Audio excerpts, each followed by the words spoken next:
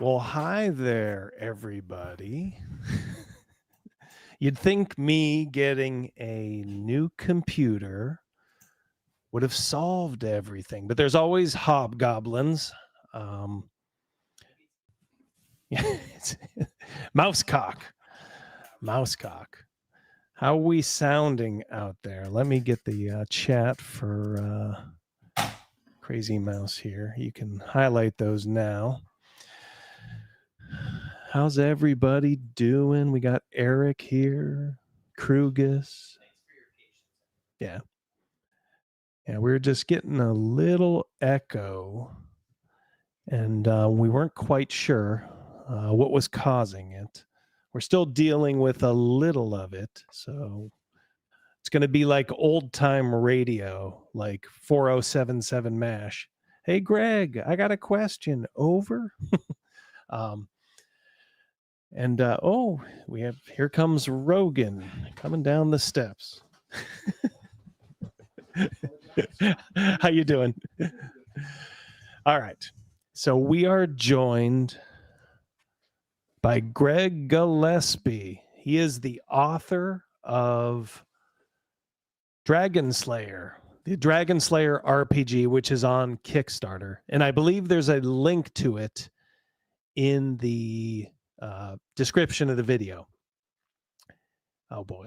Yeah, Greg, heavy echo on your end. I think it's sounding right to them. I'm not sure why it's echoing on your part. Okay.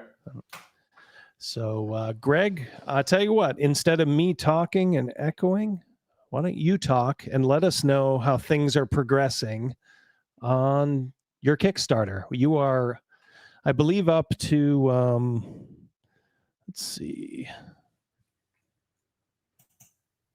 37,280. Boy, that is really good.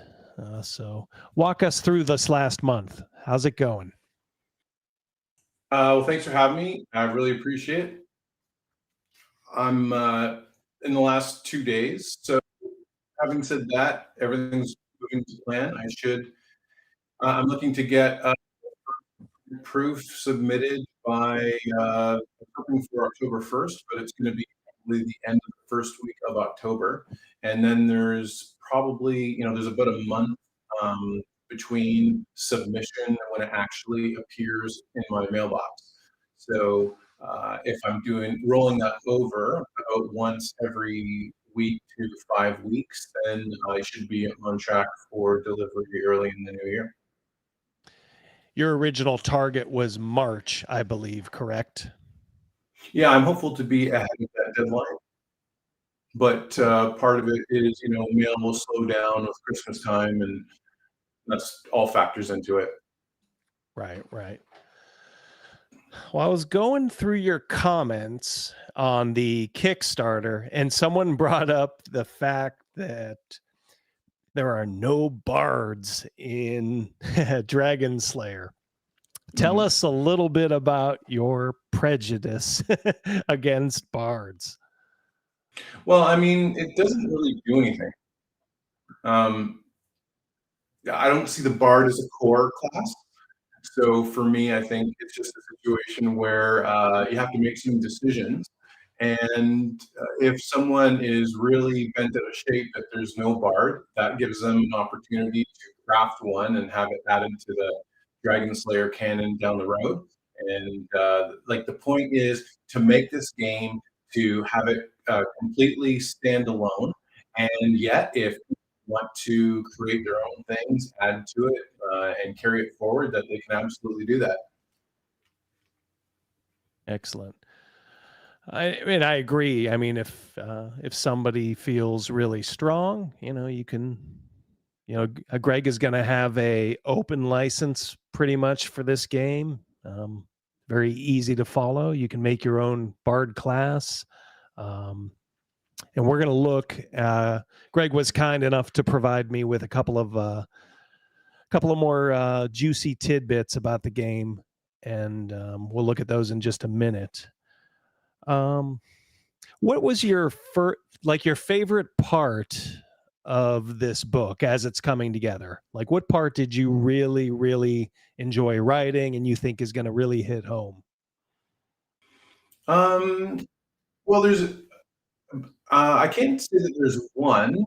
Like, so what I've done that is a bit unusual is that you'll read the standard stuff, the standard prose for character classes and equipment and spells and things of that nature.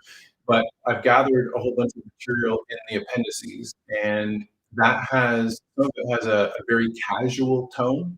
So there's an opportunity to reach people through the formal writing that we're accustomed to for a rule book. But then there's a very, at the table esque kind of casual writing in the appendices, talking about like what happens if you play the game and you keep getting TPK'd, or some ways around some tactical things that can help you take the rules and then apply the rules. Because oftentimes, even if we think about like AD&D, you've got the rules as written, but the rules as played are something else. So in that regard, I give some direction on what to do if, and there's like a Dragonslayer fact where it's question and answer. And then I've got, what to do if you're playing a magic user, Magic User 101. There's a page of sage advice. There's tables and that sort of thing. So there's some coaching in the appendices section that you don't see in the formal writing part. I think that finds an accommodation between what I like most about, say, AD&D or BX, and what it didn't do that I wish it did. Okay. Excellent. Maybe we should take a yeah, you got a sympathetic audience. So the Paladin the Paladin is written I really like, for example, but there are some select, and I'll emphasize the word select, aspects of the Cavalier from Unearthed Arcana that I also like, and that make the Paladin more of the knight that he should be, or she should be. So in that example, I've found I lean sort of like 80% Paladin with a little flavor of the Knight Cavalier in there for measure. And then of course I've mentioned already that the monk is more of a Western monk than a Shaolin monk. And and the thing is, when you compare, if you're going to try to like be a min-maxer or power gamey about it, the fighter is uber simple, but there's one change that makes the fighter cooler than the paladin, who gets all extra stuff, than the ranger that gets all kinds of extra stuff. But ultimately, when it comes down to attacks, if you're looking for that class that's going to be able to wade in there and do some damage, you're definitely going to want a lean fighter. But it's so simple, it's really elegant, and it plays really well at the table. Well, I always appreciate that the fighter. If you just want to not turn your brain off a little, just play a fighter and go to town. Hey, could you hear Crazy Mouse, by the way, when he asked that question? Say something, Crazy Mouse. I just was telling him that bards. Yep. Yeah, they can hear you, by the way, guys. Yeah. So you guys can chime in whenever. Yeah. Yes. Oh, okay. Yep. All right. Thank you. Oh, good. Yep. You guys are good to go. All right. Well, then good. I got some catching up to do. I got some beef here. Adding Xavier. Greg reminds me of M. Night Shyamalan. He hit it out of the park with The Sixth Sense, which was his barrow maze. It hasn't done anything since. Oh, jeez. Xavier. His signs was a home run. Yeah. Xavier, give this a try. It looks, I tell you what, why don't we just segue right into some of the goodies that Greg has provided. So, yeah. Well, I think from what I hear, your Crazy Mouse, your audio is a little low. Audio's low. So just turn up your gain there if you can. Crazy mouse. Yeah, there you go. Yeah, I think it was just your gain because we were just farting around. So turn it halfway, you'll be fine. All right. So tell us a little bit about this. Who did this piece of art, Greg? So those are the Frame brothers, and they've done work in my books at various points. And I always try to have the same artists do similar work for similar sections across the different books, so there's some consistency. Mm-hmm. And they normally do the title page for the illustration booklets. So here I've had them do the illustration for the appendices, which are at the back. Nice. And we've got two of the iconics. So I established the iconic characters, and then when I have an artist render something throughout the book, I'll send them the iconic so that there's some aesthetic consistency. Okay. I like the muscle structure of the forelegs. Front legs on the dragon. Yeah. It's very nice. It's a good dragon. Not, we've seen some good ones and some bad ones. Yeah. A solid piece of work. Yeah. Turn your gain up too, Rogan, like halfway. All right, let us move on. Carousing. This had to be fun to work on, right? Oh, it's so much fun. So this is just this is very where you're talking to the one player who burns a cavern down or burns part of the village down or whatever. And this provides a set of rules, just guidelines through which you can have some fun in between sessions. And you can basically burn gold for experience, but it's high risk. And there's all kinds of mishaps. So I've got this adventurer here who's kind of thinking that he's got it completely under control, and yet everything is burning in the background. I love the failure result. Pooping in the village well. There's a lot of good ones in there. Yeah, Frank the Tank. That's an Frank old the school. That works on two levels. It's an old school reference in an old school role playing game. Yeah, very well done. and it's the humor, right? I mean, you can't really make this stuff up. And so I was just having fun with it, and I hope that people appreciate that I'm bringing my sense of humor. And again, this is in the appendices, and it's just optional, not something you have to use. So that's why I'm taking liberties in the appendices. Yeah.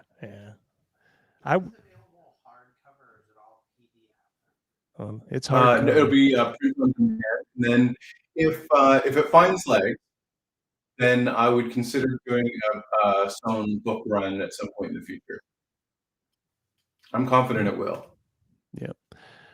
Yeah, you can get the hardcover and PDF pledge level on the Kickstarter page.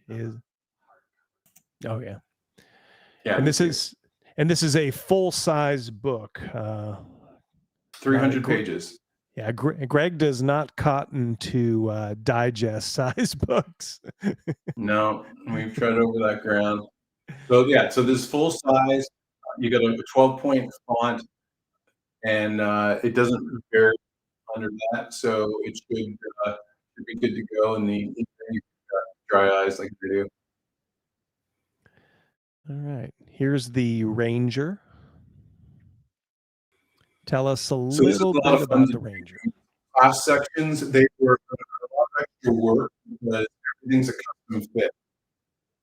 Like in order to situate the class illustration the way I wanted, if any Dragonlance fans, a little homage to the cap, your Dragonlance module, and then there's the illustration on the right hand side paladin and other classes.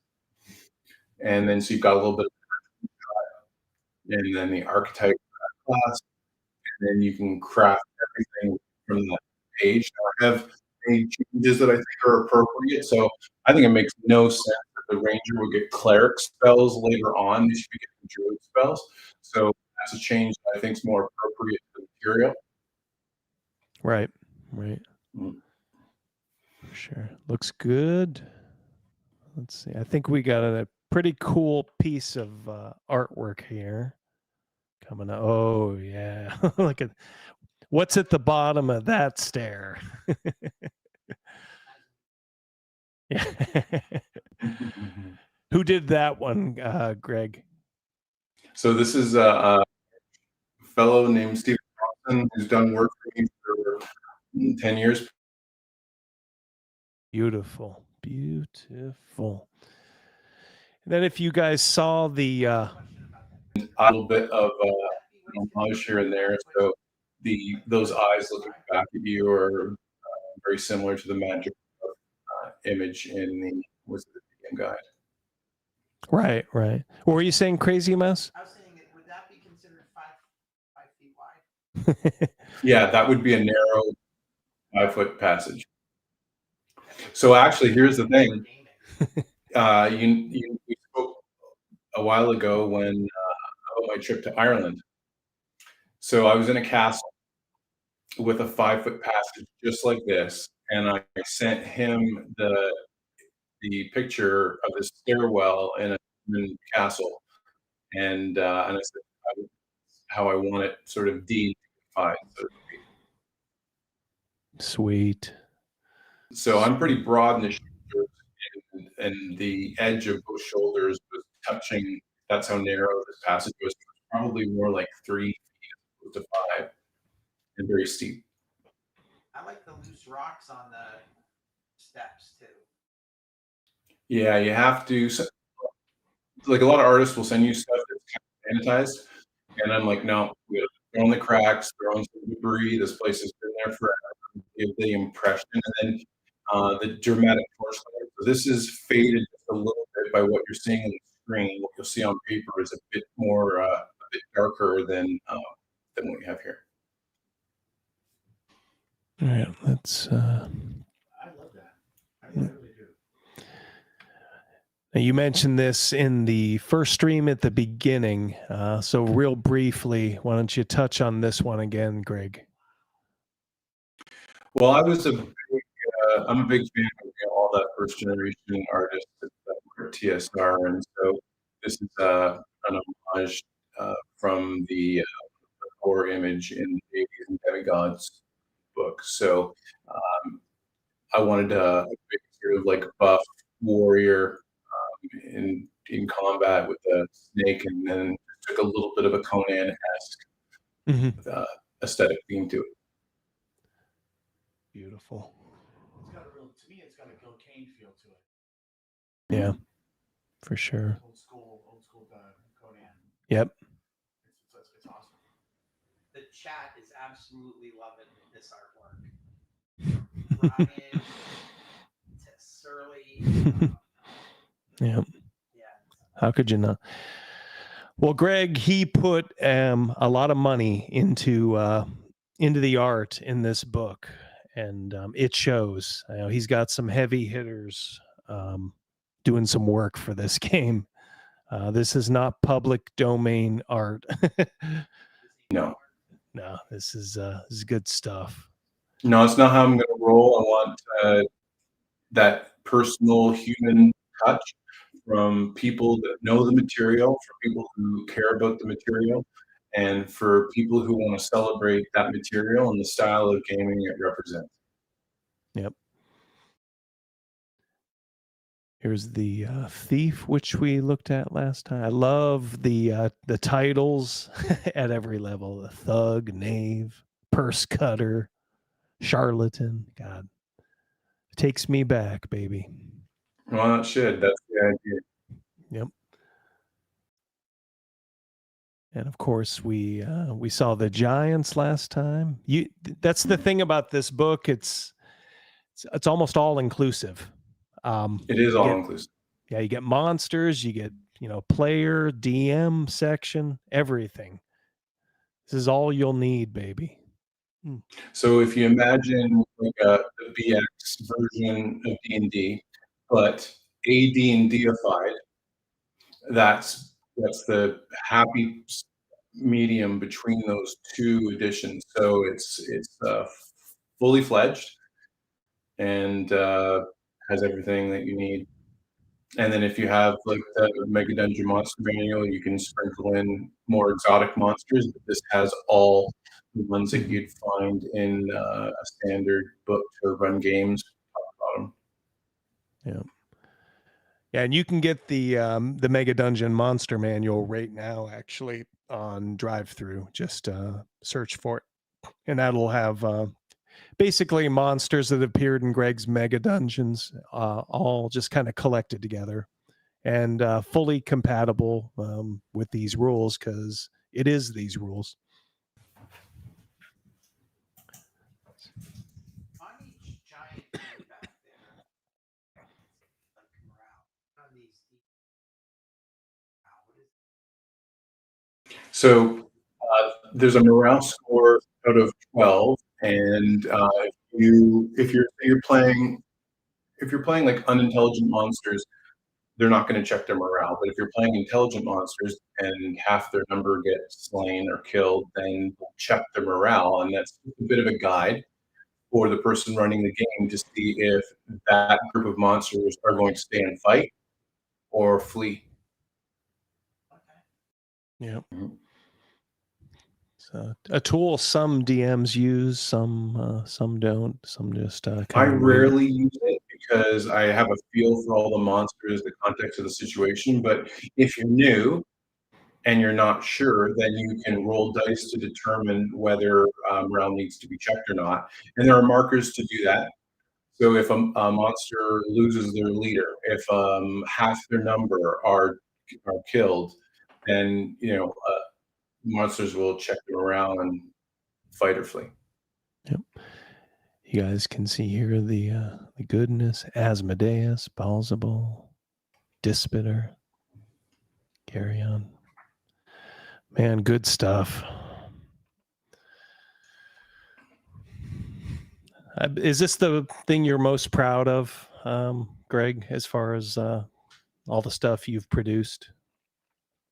I don't know. Like I'm very excited about it, and like I'm really down deep in the weeds on this right now. So at the end of the day, like it'll need to come out, and then a few months later, I'll go back and look through it, and it'll be like, whoa! Like I had my nose down and my sleeves rolled up, going after it for so long, and then you look up and then you see what you've produced. So you do hit a point when you're doing large projects like this where you're doing your best to reduce any human error and in order to put forward the best thing you can. And sometimes you don't really come up for air as often as you should.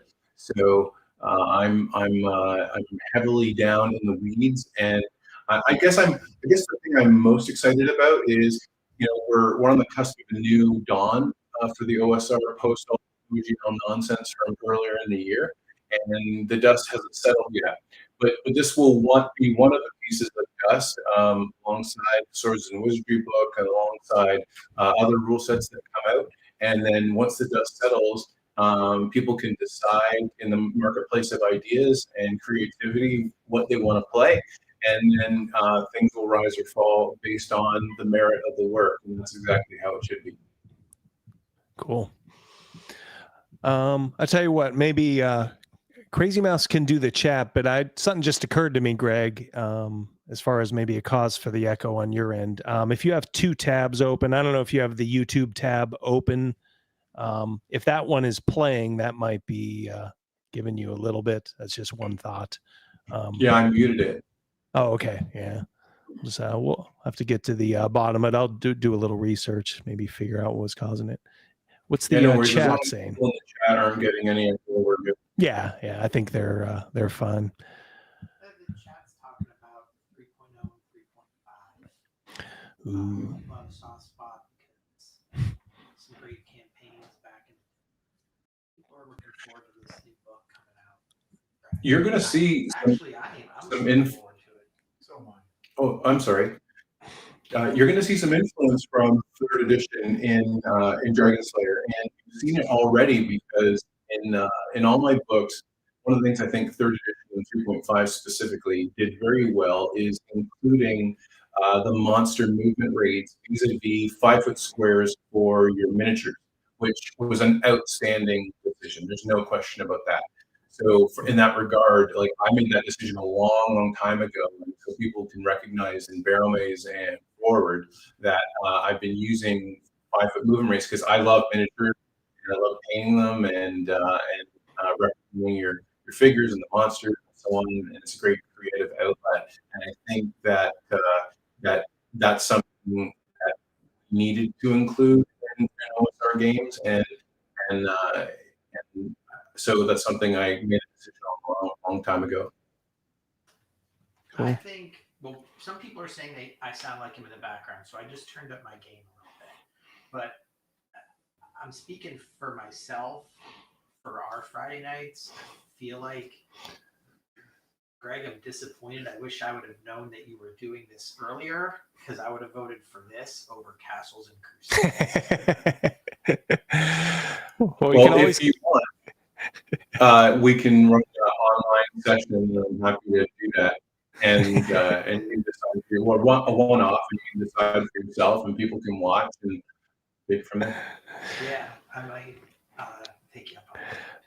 Well, I do know one thing. We're doing like a long form, just little gaming tidbits between us three at the end of these streams. So right now we're doing Dragonbane because it was something I think the chat kind of liked. I did a video on it. It's not a half bad system, but as soon as Dragonslayer comes out, we will switch over to that very quickly for sure. So I can't wait for that. Let's see. Yeah, looks like. Says they don't know if it's me or Rogan talking. And all I can say is jack up your gain as much as possible, or just talk louder. They can hear you a little bit. I know. I'm sure. Well, they have to be able to hear us a little bit. Yeah.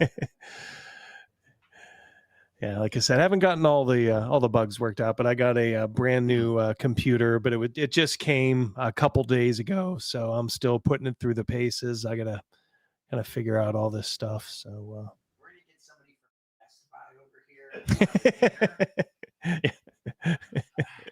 Squad, or the nerd herd, if anybody that watches Chuck. One of the things that in there, and I mentioned this once before when we talked, but I'll say it again here. The power curve in my games is very low. It's lower than any other version of D&D that I've played, and so having said that, the base curve is low, but there are tactical opportunities to take advantage, +1 here, +1 there, that kind of thing. But those are things that players have to work for. They're not inherent on the character sheet. The answers are not on the character sheet. The answers are in the style of play, in the process of play, and having a tactical mind. And if you're doing those kind of things, then there are a lot of advantages to be had. And what it does is it encourages you to do all the things you should be doing anyway, like peppering with ranged attacks, buffing your warriors before you go in, softening your opponent, and then once you've done those things, you send your fighters in, and then you can take advantage. So there's kinds of things that we've always been accustomed to doing in D&D that weren't necessarily were perhaps hinted at the rules, but not explicitly stated in the rules. All those things are there. You have to work to get them rather than having them inherent on your character.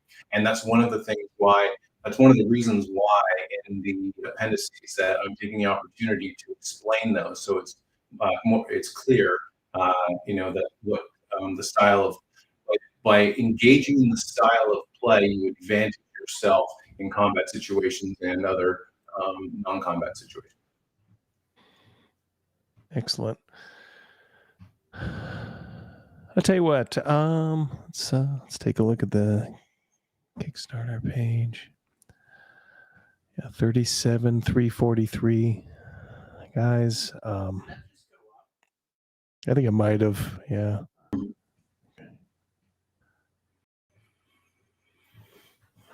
Take a look here. Now this is entering the last 2 days, which is usually sees a pickup in business. So I think you could see certainly over 40, but let's hope we can get maybe over 50. If you guys are on the fence, take a close look at it. That's all I can say. Hey, if anybody wins the Powerball tonight, Yeah. Speaking of the cover art, so I've been working on exactly how that's going to look with the Dragonslayer font and some different textures to have the font really pop. So one of the things, if anybody's out there and they're thinking about publishing, when you go to a convention or even if you go to your local game store and you see a wide array of books, you have to think, how is your book going to find a way to leap off the page? How can you get people to come and just even pick it up to take a look at it? So the font, which was custom done for this project, and then the textures that we use in the font will hopefully allow it to really leap off the page. That's it. Larry and Jacko has a question. You're on it, Jacko. Yep.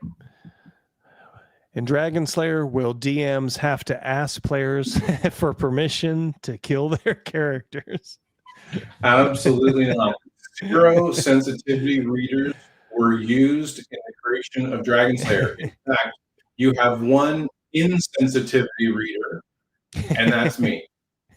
So here's many players were killed in the creating of this book, and tears were shed. So if you have your special snowflake, be prepared to be crushed. So I was just actually speaking about this earlier today. RPGs, for some reason, like some companies are thinking that RPGs need to have sensitivity readers that somehow they're divorced from great novels, somehow they're divorced from dramatic film, and they're not. The more texture, the better the adventuring. When players feel compelled to do something, that's when you get really awesome drama at the table. And if you start using sensitivity readers and you start taking out the layers and taking out the texture and taking out the and at the end of the day, you've got nothing left. And this is something that frustrates the living heck out of me. I don't understand why people have the opinion that you should be using sensitivity readers. I'm about using insensitivity readers. I think that make it compelling. Give people a reason to do awesome things at their table, and then let it play out and give it to the players and let them allow the story to develop through play. Don't impose the story. And I think we at times different companies have just gone in the wrong direction entirely. So this is my course correct. Yep. It's a breath of fresh air too. That is for sure. As we're winding down here in our time with you, Greg, there's one thing I wanted to ask. Was there when you were growing up or playing the game when you were a younger lad, was there one moment that you can remember specifically that kind of hooked you maybe for life?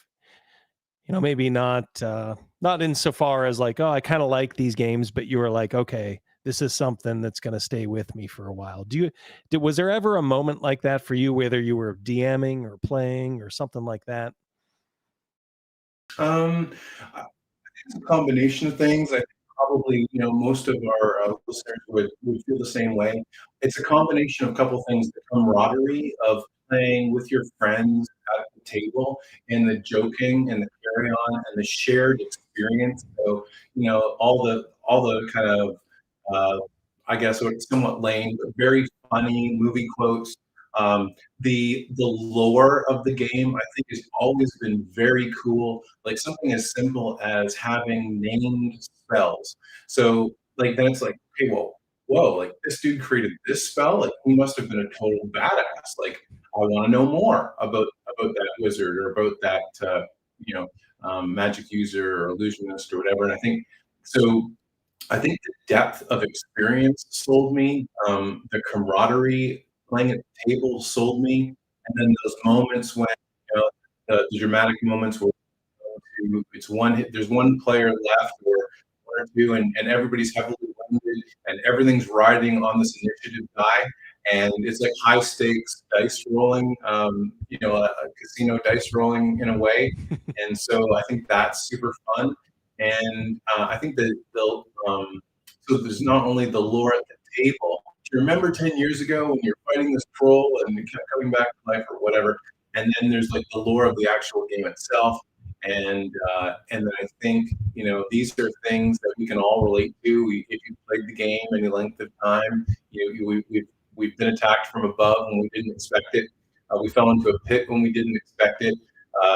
We were down to that last hit point trying to make it go the best we could. And those are fun, and they're memory forming, and they're bond forming with your friends. And if I can create a game that inspires that kind of play, then all the glory to Gary Gygax. Really. Yeah, and I love how you gave credit there to Uncle Gary, who Wizards of the Coast has to be dragged kicking and screaming to recognize as the creator, along with Dave Arneson too. But Gary was really the impetus. I always remember somebody on EN World on that. It was that big Q&A thread, and someone, of course, during that time, the years he was on it, asked him, well, what about Dave Arneson? Didn't he, have the idea and all that? And, you could tell Gary was trying to be diplomatic, and he's like, well, yeah, he had a really good idea, but it takes more than just an idea. You have to be willing to roll up your sleeves and, put in extra hours and, make it a reality, maybe kind of implying that, maybe that's something that Dave wasn't quite as apt, to do. He just didn't have the drive that Gary did. There's nothing wrong with that. There's idea men, and then there's guys who turn it into a reality. And I think that's what Gary was.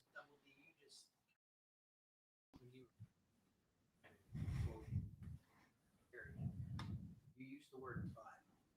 And so often that means ignore everything I just said. Yeah. For sure. And you just kind of did do that. Yeah. Yeah. I mean, well, the reality is simply this: Dungeons & Dragons wouldn't be the same without Dave Arneson, but it wouldn't have been a game without Gary Gygax. Yeah. And this is just the truth of the matter. And so we have to acknowledge really important contributions to the game. Like the idea of a campaign setting was Dave Arneson's. The idea of going from playing armies to playing an individual was Dave Arneson's, which are core to Dungeons & Dragons. And yet, Dave Arneson couldn't have brought it to market. Yeah, it took both of them. I mean, neither one could have done it alone. Gary would have probably never had the spark, for actually putting D&D in the way we're used to seeing it without Dave. And Dave's vision would have just been a club game, in Minnesota. People need to remember that the whole reason AD&D exists was to screw Arneson out of royalties. If those two stayed together, Basic just would have continued along and probably would have evolved into something AD&D-esque down the road. But the whole reason it exists and why we have a lot of convoluted rules in AD&D was so that Gygax didn't have to pay Arneson royalties. Simple as that. Yeah, because you'll see in those old Dragon magazines, Gary's, in the very early ones, he's very complimentary of Dave, and Dave says this, and yeah, and then all of a sudden there's like a point where you could tell it broke, and then it's yeah, and in some ways, just like Apple. Yeah. Anyway, I always find that fascinating, the story behind the game, and the stuff about like Gary's ouster by Lorraine, and all that stuff. Interesting. Surprised somebody hasn't made like a movie out of it yet. Well, see, we got Point Blank here, Hail Divers. Yep. Uh-oh. Speaking of sensitivity, have you seen the art for Paizo's Oriental setting for Pathfinder? Thing appears to be a Mexican fiesta than an Orient. No, I haven't seen it. Well, yeah, there's no reason you would. That is kind of funny though. They got to run scared. They are. My favorite combination of foods, Mexican. It's a fusion. Don't they call that fusion now?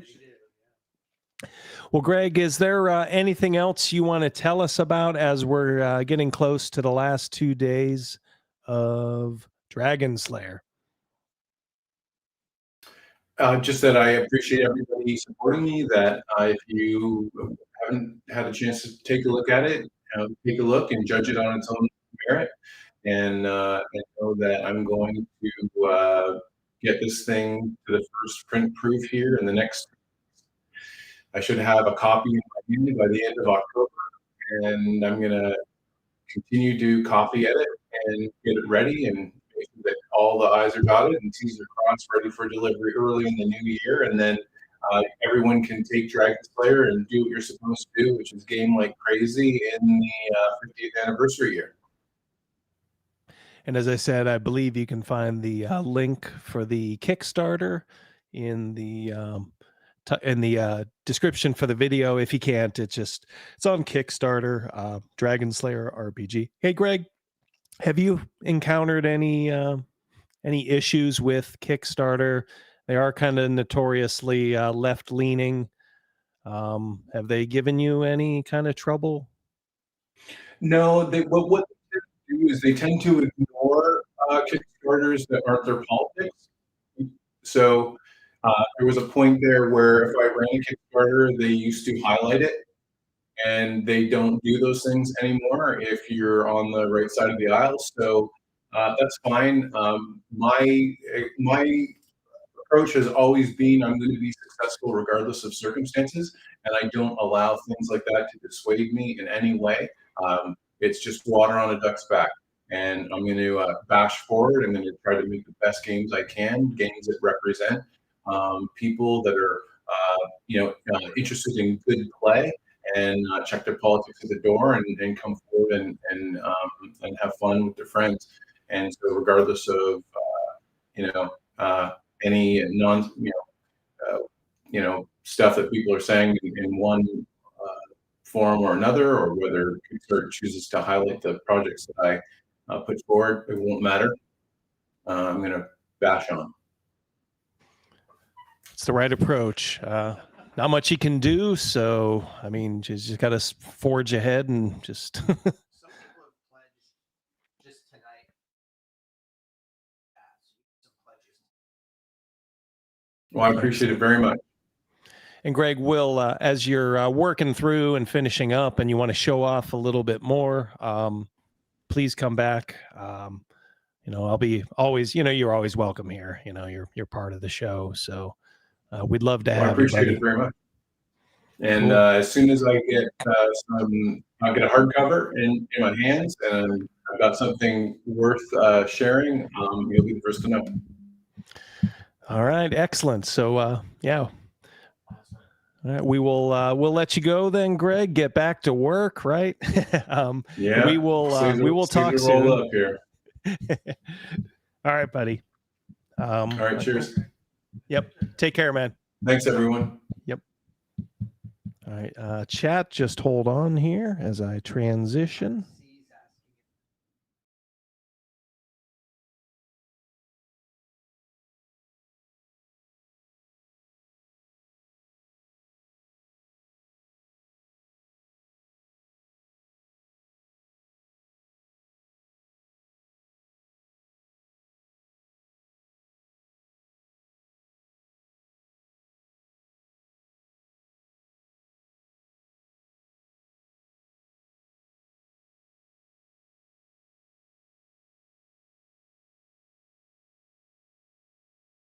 Just got to set up my microphone here. saying Yeah, I know. Then they can hear it now. Trust me, they can hear it now. Mike says Yeah. Yeah.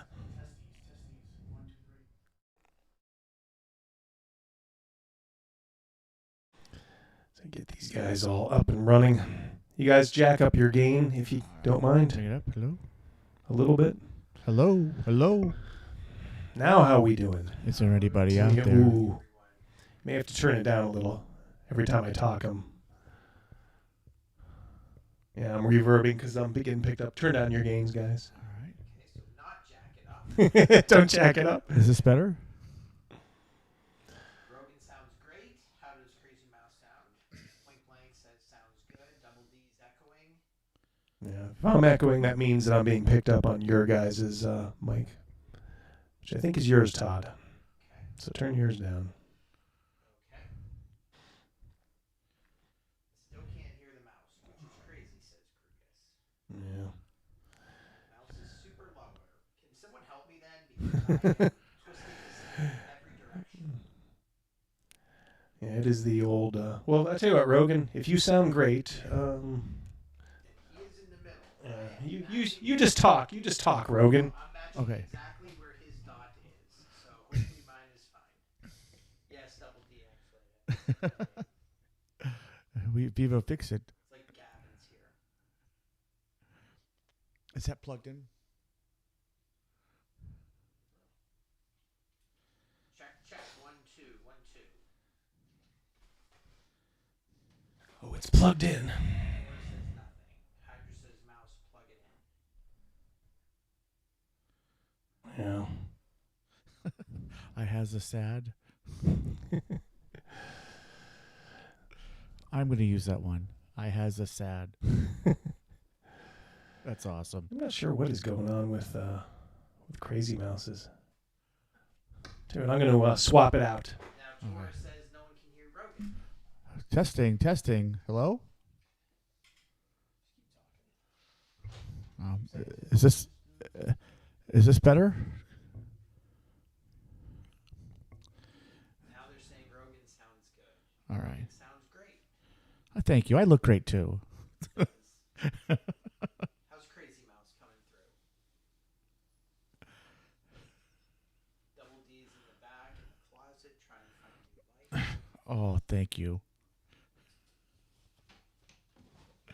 I is blushing. You guys are awesome. You're carrying the show, Rogan. I'm trying. Anyone know any good D&D jokes? I got one. 5th edition. Sorry. Sorry. Good one. Yeah. Oh. Is that I got more. Actually, I don't, but I'll make them up as I go along. All right, I'm listening, Surly.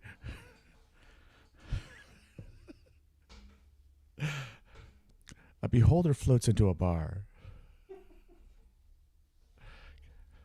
Come on, Surly, throw more at me.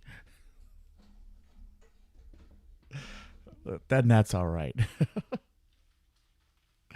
Oh, seriously though, getting back to Dragonslayer, I am absolutely enamored by it. Honestly, first getting the opportunity to check out Borromaze and his stuff was phenomenal. His new stuff with this Dragonslayer is just I'm really super looking forward to getting my hands on that. I'm plugged in now, everybody. If we can, you guys can hear me. I too am looking forward to the new one. Oh, we got a mouse dropping. I'll let Yes. I'll let Rogan read that. Oh, buying my way into the inner circle. Yes, be curious. You are one step closer. All right, let me have the let me have the mouse, please. Yeah. All right. All righty. Let me have the mouse. Mouse. Yep, yep, yep. Yuck, yuck. All right. So,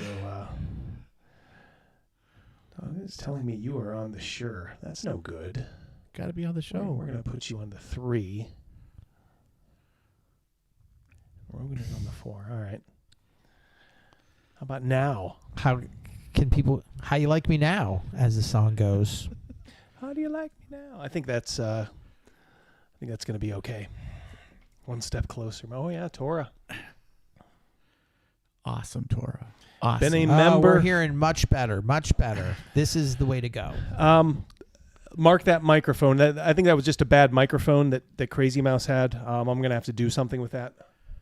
That's got the If I do something, I mean I'm going to have to throw it in the garbage. I swear I've been here the whole time, Tora. Double D, this one has 2 yellow tapes on it. Do you want me to leave that on there? Just leave it on and just set it aside. Okay. I will. All right. Our long national nightmare is over. That's all right. Well, sort of. Thank you so much in the chat for Thanks for being putting up with patient, us tonight. Yep. Yeah, as we work through my new computer here, I'll Man, everyone is saying, not just am I up and going, Double D, they said that your echo is gone. What if this microphone was the cause for all that problem we had with everything? It wasn't the cause of it because we use different ones. Hey, we always need something to blame. Burn the microphone. Yeah. Burn it. Burn the chip with fire. What about Greg's game is a lot of those characters in the original Monster Manual, Yes. Yes. but someone just redid the artwork? Yes. Okay. Yeah, for sure. Because I just remember so many of those pictures or, close facsimiles of. Yeah, I think they were drawn in the style of the old Monster Manual. We should take Castles and Crusades. So his game's coming, that new book comes out at the beginning of the new year. Is that correct? March, I think. Oh, March. Okay. Yeah. I was going to say that. When are we picking up Castles and Crusades? Right after the new year? We'll probably pick it up a little before then. Probably around the holidays. Mad King Stowe says, I was hoping we'd see a preview of the Western Monk class, but I'm very happy to see the Ranger and Thief. The book is looking really, maybe we can get Greg to, next time he's on. Mad King, I remember everything. So when he's back on, I'll ask him about the Monk class. Is Krugus still here? He was a little bit ago.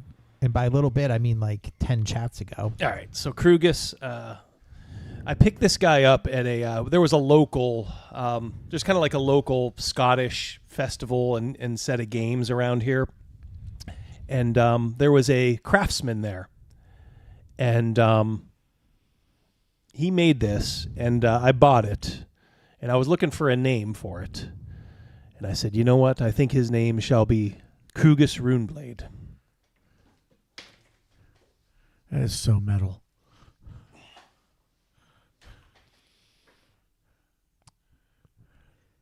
That is all one piece of wood. And that was the work of 3 beavers. Very small beavers. Yeah, Kruger says that looks awesome. Yeah, this is a really cool older couple. They had a lot of sculptures, and this one just kind of leaped up at me. I'm like, how much you want for it? They didn't even have a price tag on it. They're looking at each other. They're like, $250. I'm like, I was like, all right, I'll be back, And they probably had heard that before. Actually, how you doing, Ryan? It's good to see you here, buddy. Gavin Morgan. Yeah. Yeah, but we'll leave that alone. Yeah. Well, that's a story for another day. I can't wait to hear that. But yeah, I went back later. I told Mrs. D, I said, I really like that. I told Mrs. D, you're eating ramen noodles for a week. I'm back, you know, and I wanted to. These were you know, artists, as you can tell, obviously. So I didn't want to insult them, so I just said, "How about a deuce? How about 200?" They looked at each other and said, Deal. They said, "Is it going to a good home?" I said, "Oh yeah." I said, "I'm a YouTuber." I was kind of waiting for them to be like impressed. No, they were. They're just They said, "Are you Double D?" Yeah. I said, "This will be in the background of my videos." And they said, "Well, as long as it's going to a good home." I said, "It is." And then later on, I said, "I need a name for this guy." Krugus Runeblade it is. He says that looks freaking awesome, and he loves the woodwork. Yeah. Bring it down just a little bit, Double D. Yeah, I was showing them the base, though. Oh, 'cause of the actual tree. Yeah. Yep. That's an actual. You can see the rings there, guys.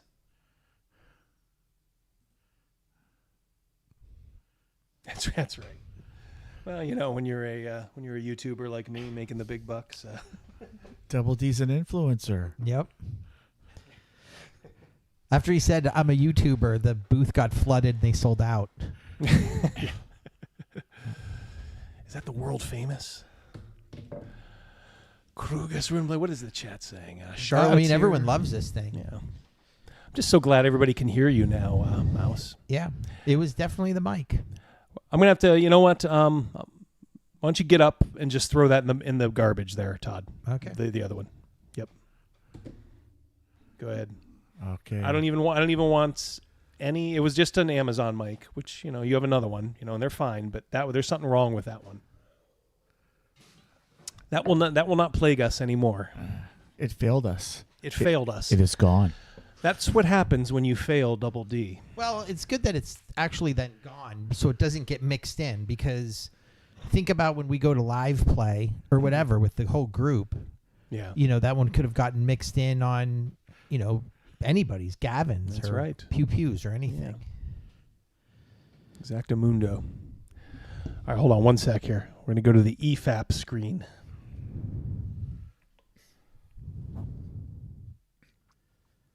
Got to put a little bit of hot sauce on the taco. That's right. We're in the EFAP screen. So, God, I hope this works. 1 second here. Yeah. On a sushi taco. The sound is not.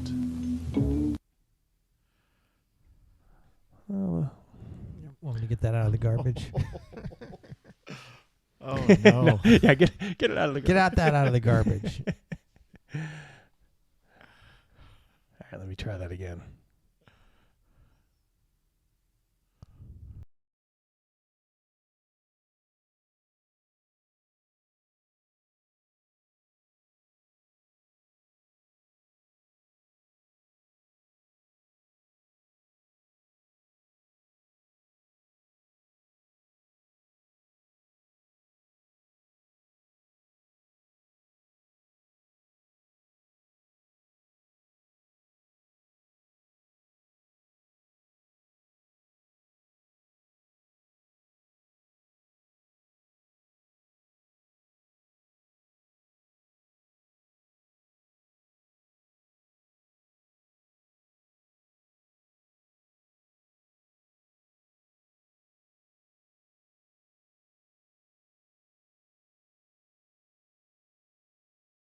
Try it now, Captain. All right, so we really do need to hear this. God damn it. This is the problem with OBS a little bit. Little stupid things like this.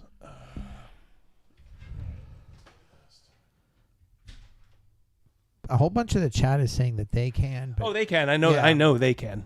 I have no. Does your dog bad? He is not my dog. I don't even know if I want you to set this stuff up yet, Rogan, because Oh, my lips are sealed. yeah, because we're gonna have to be able to EFAP it, and here's another one. The mission in general was top secret. I deployed a unit to stop the 2 KGB special branch agents before they leave this country with valuable defense information. All right, these are home videos that you and your buddies made back in the day. Yeah. A couple of friends I got to know when I was younger. They were much older than me, but they just started doing their own little movies, Star Trek-y stuff and stuff like that when they were in their late teens, and they were all over the city doing things for a long time. I was fortunate enough to get involved with them with the haunted house in the area, and we did a handful of things together. It was pretty interesting. I'm a skinny, shaggy-looking kid, but it was quite an experience. These guys made a lot of little videos all over the place about lots of things. Well, a lot of them were was really guys around the town stuff. They did their little action adventure kind of stuff, military stuff, which was I had the opportunity to participate in a couple of them. It was quite an adventure. I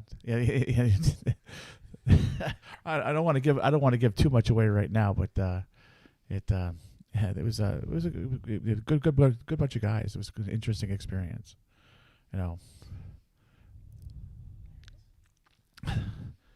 If anyone has a haunted house out in their area, for the holidays and that, I have a lot of respect for those kids involved in doing it, getting dressed up, and creating it.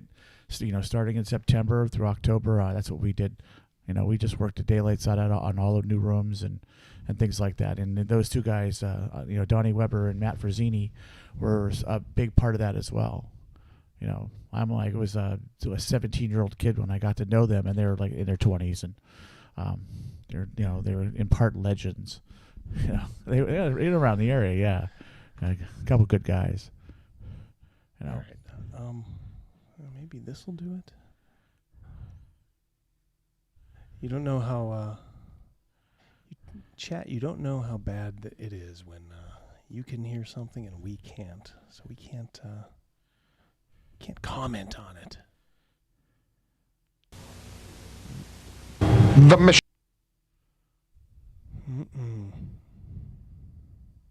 All right, 1 second, guys.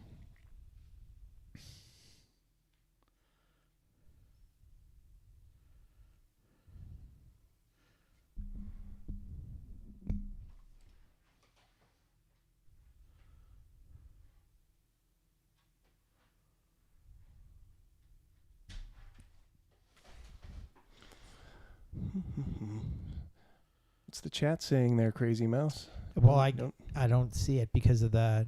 Okay, there we go. There you go. Give us a little. Give us a little. Just the chat is just saying that they can hear the volume, but obviously we can't. Yeah. So. All right. So I think maybe what we can do.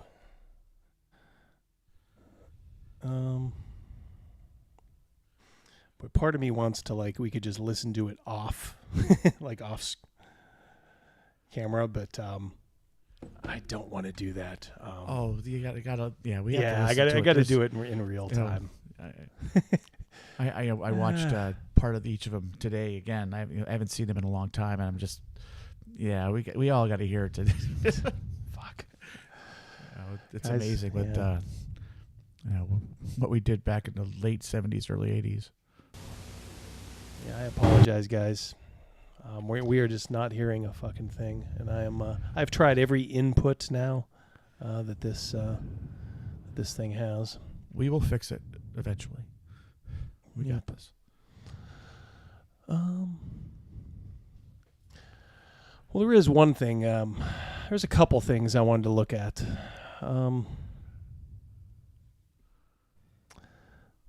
In lieu of that, have you guys ever read Dark Dungeons? Nope. Me personally, no. Chat? Anybody? All right.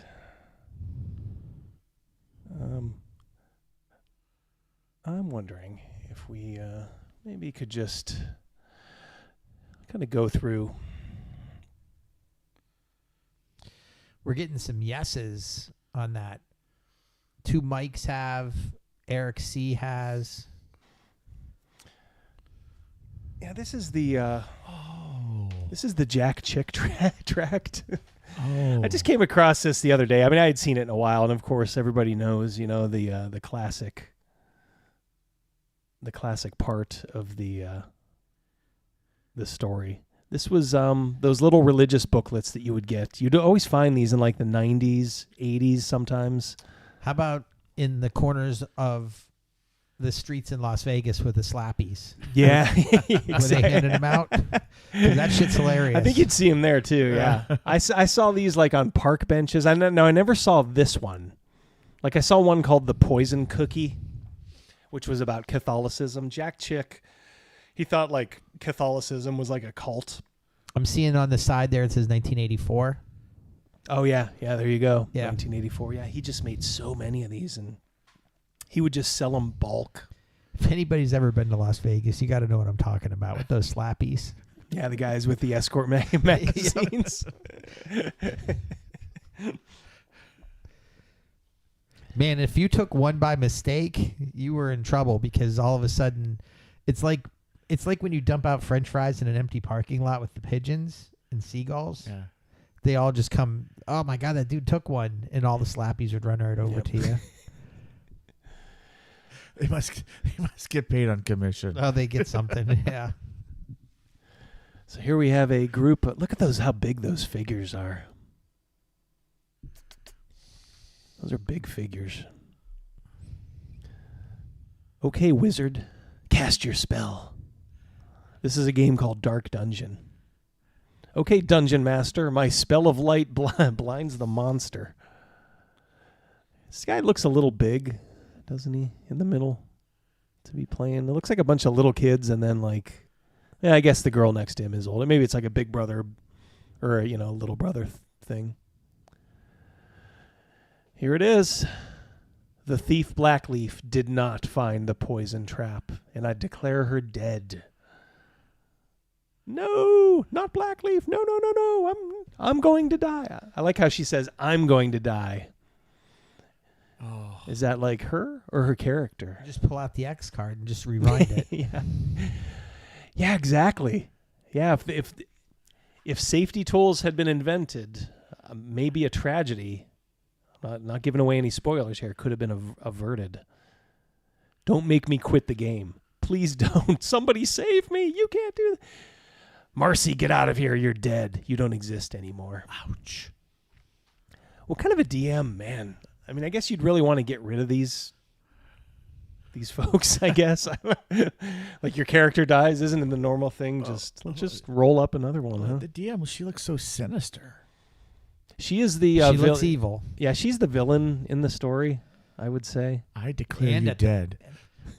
Double D in the story. She's the villain in life. Look at her. Yeah. She's the villain at a grocery store, at Old Navy, at TJ Maxx, you name it. Can I speak to your manager, please? Her name is Karen before Karen was a thing. So Blackleaf, her thief character, dies. And then the DM just says, we have enough people in the group, Marcy. You're dead. You don't exist anymore. There she looks nice. I was going to say. In the light, she looks good. Yeah, In the I was dark, gonna she doesn't say, look good at all. We got a little turn here. Debbie, your cleric has been raised to the 8th level. Now I think it's time that you learn how to oh boy. That's what they thought back then. People think this is like, I don't know, they may think we're like exaggerating, but there were people who like thought that like you actually really cast spells in this game. Or psychic spells or even if you think you're not casting them, God knows that you're trying to. I like how she says you have the personality for it now. Like personality is the prerequisite for casting spells. You mean you're going to teach me how to have the real power? I got to admit there, Crazy Mouse. She is hot. I like her. Yeah. Oh boy, this looks sinister. The intense occult training through D&D. Oh no. Prepare, Debbie, to accept the invitation to enter a witch's coven. Oh boy. If That only looked like me at the cult that I was in when I grew up. maybe we can elaborate on that after this. Oh gosh. If you're willing to go into it a little bit. My cult? Yeah. Absolutely. All right, well- I need some therapy. Crazy Mouse's cult. All right, we'll finish this. She's brought Elfstar to become priestess and witch. Welcome, Elfstar. Such a dumb name. Now you will become a priestess of the craft and the temple of Diana. Dirty Diana. Dirty Diana. I was thinking the same thing. Which is weird if this is 1984. Dirty Diana came out early 90s, maybe like Yeah. 92. So this is about, it predates it by Yeah, about a 8 little or 9 bit. years. Miss Frost. Oh, that's her name, Miss Frost. I wonder if that's if that applies across the board. Is she frosty in the bedroom? I don't know. I like that there's a lot of superhero thing. Miss Frost. Then the very next line is, this is fantastic, as in the Fantastic Four. Like, this is all like superhero stuff. This makes the game real. It's not a fantasy anymore. Last night I cast my first spell. This is real power. I knew you were ready, by the way. By the way you played the game. But this is just the beginning. There's so much more. Which spell did Oh you my cast? gosh, she looks super mean. I used the mind bondage spell on my father. He was trying to stop me from playing D&D. Man, why does she look so cranky? I don't know. She has that crinkled up nose. She turned into the dark side. And there she is in her members only jacket, all happy. What was the result? He just bought me $200 worth of new D&D figures and manual. Oh, wow. In 1984. Oof. Yeah, that's like $1,000. Yeah, I was worth. gonna say Yeah, that's like $800. That's 1,000. 30 pounds of lead right there. Yeah. Holy cow. We can't eat. It was great. The guy manning the phone at Ralpartha that day was like, "Holy shit! Some girl in Wisconsin wants every one of everything, please." I get to buy my kids shoes. We're in the money. Wow. Later that week, hey Debbie, it's Marcy's on the phone. She wants to talk to you. She's really upset. How many rings does she have on her finger? Oh yeah. One Well, on you each know one. those. Yeah, you know those Satanists, those witches. They love their rings. I can't. I'm fighting the zombie. Tell her I'll see her tonight. Looks like she's going solo on this one. Yeah. It's a one-on-one. Is that a can of beer? What is that? Might as well be. They're all drinking beer, or is that Pepsi? It looks like Yeah. a Pepsi symbol. Looks like a Pabst Blue I Ribbon. can't see I can't see a witch getting drunk in the traditional way. Hi, Miss Anderson. Marcy wanted me to see her tonight. I'm glad you're here, Debbie. Marcy shut herself in her room and won't come out. She hasn't been herself for weeks. I've been very worried ever since her character in the game got killed. It's as though a part of her died. Maybe you can talk some sense into her. Just the way that they did talk sense into that lady in the movie Airplane. Yeah. Slap her. And she goes up and, man, she got... Ooh. Looks like she talked her dad into buying Holy her cow, like that guy ran $500 fast. worth of figures. You got a Yeah. full-size dragon there? There's some miniatures. There's some on Yeah. the nightstand, and there's Yeah. a poster in the background. Well, it looks like there's going to be a yard sale. Yep. She ripped down her Leaf Garrett poster and put up that. Yep. And she's just vibrating there. Oh, no, I think she hung herself. No, Marcy, you didn't have to do that. I like how the emphasis is on half. You didn't have to do that. It's my fault Blackleaf died. I can't face life alone, Marcy. Have you guys ever felt like checking out because one of your characters died? No, but I know someone who may have tried or thought about it. No. I certainly remember when one character went. Like wow, ouch. But, Yeah. but never checking out. Yep. It's bad. Suicide's bad. Miss Frost, I can't. Here's where she turns into super bitch, Crazy Mouse. I can't get Marcy out of my mind. How could she do something like this? If I'd left the game, she'd be alive today. Get your priorities straight, Debbie. Your spiritual growth through the game is more important than some lousy loser's life. Wow. That's an adult speaking. Yeah. About the death of her daughter's friend.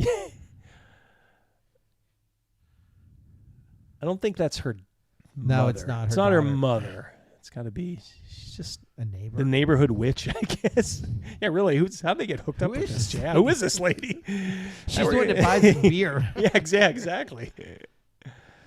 She doesn't only play the Dungeons and Dragons game in the neighborhood. Yep. Jeez. It would have happened sooner or later. Her spirit was too weak. Jeez. Not for nothing. bitch. That's a mirror in the background that I don't see a reflection. It could be a vampire too. But the law of our faith. Oh, now she goes back to her faith. We can do anything we want as long as we harm no one. But now we've harmed Marcy. I got myself into. Don't be stupid, Debbie. Oh, here's the airplane scene right here. Get a hold of yourself. Slap. I think you'd better let Elfstar take care of things. You're getting out of control. I don't want to be Elfstar anymore. I want to be Debbie. Don't be stupid, Debbie. Yeah. Hey, Debbie, what's wrong? This is where she talks to the Christian guy. She thought she had all the answers, but now her life's falling apart, and he's going to tell her about the good news, about Jesus. Why would you do that for me? Because I know what you're involved in. It's spiritual warfare. You can't win without Jesus. Come with me to a meeting this afternoon. The speaker came out of witchcraft. He knows what you're up against. Is that Mr. Brady when he grew his mustache? Yeah, that was definitely a very 70s, early 80s guy. You who are involved in the occult think you have achieved power. Trapped into a dungeon of bondage. Nice wordsmithing there. Do you know who was in bondage? Jane Whelan from the Go-Go's. Oh, yeah? Nice. Like real Yeah. life? Yeah, she's a real-life dominatrix. At least she was for a little while after She's the Go-Go's. The Go-Go's. The petite brunette, Yeah. the Bobby, with the Yep. bob hair, bass player. Damn. My neighbor looked like Belinda Carlisle. Her name was Double D. You know her mom. Mm-hmm. I had a crush on her, and she had a crush on me. She was a good-looking girl, but she looked like Belinda Carlisle. Yeah. Oh, yeah. I saw Belinda Carlisle in real life when she opened up for Robert Palmer, and she was way prettier in real life. She's very pretty. Very attractive lady. This is a long time ago. Well, she comes to Jesus. Is she? Can you go to? She's dabbing right there. Dabbing for Jesus. I don't want to hear about Dab. anything else. That's the first dab, right? Chad, there. is she dabbing? Wow. This Damn. Chick Good dude was catch. way ahead of his time. Yep. Yeah. I think it ends with her atoning to Mr. Brady. Oh, look, you can see the demon leaving her. And also, he's saying no dabbing. Yeah, no dabbing in church. Okay. We welcome you, but come on. No dabbing. 2 Corinthians 3:17. Thank you, Lord, for setting me free. And she burns her books. Ah, man. Man. If she just would have held on to them for another 30 years, she could get a pretty penny out of some of them. Yep. Well, we got to see what the chat's up to. Yeah, bring that chat back up, Double D. Debbie Dab. Dab for the Lord, says Don. Why is Mike Brady in the comic? Yeah.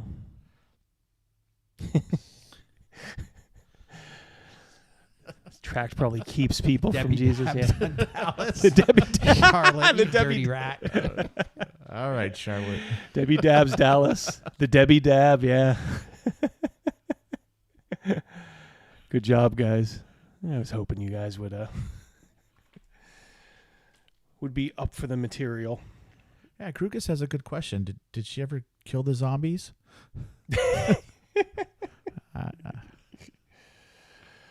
Come on, guys. Probably not. She's a quitter. I guess there's one bit of news I can tell you guys about here. Back we go. You're in like a look at that. I know it's like a infinity loop. Whoa. It's drawing me in. Oops.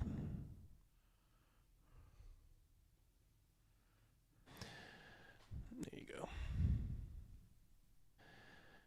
This is from Troll Lord, makers of Castles and Crusades, who Crazy Mouse just wants to get rid of. Yeah, right apparently I don't want to play it anymore. I'm done with it. All my guys keep dying in it. It's our wonderful pleasure and honor to begin publishing the works of Gary Gygax once again. Is that a picture of Gary Gygax? It is, Okay, yeah, it is. Just thin that out just a hair. I'll embiggen it later. It's our pleasure, yeah. Though this time around it will be without his steady hand and good guidance, we are confident we can bring him and his work back to your table and community at large. Troll Lord is honored with this position and will hold the next few months up as a crowning jewel in our long publishing history. Kindly thank you to Luke Gygax and the whole family, the court and estate for entrusting Troll Lord with Gary's works again. So they go on to say here how in 99 they started Troll Lord.